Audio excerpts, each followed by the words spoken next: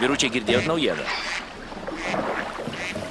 Dabar pinigus galima gauti netgi mobiliuoju, kad ir visus 500 litų. Ir ko tik žmonės neįsigalvoja. 500 litų. Kalbi kaip užburtas, tokie kaip jie ne pirštupenimi. 5 paimiai, 1000 atiduosi. Tu tik pasižiūrėk, kaip jis gyvenas. Namas, mašina. O jis ką turi? Ką? O ką tu? Tu net žmonos neturi. Ryte, matei?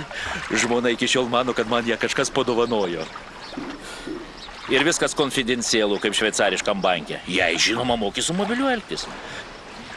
Viena SMS ir fanėra kišenė.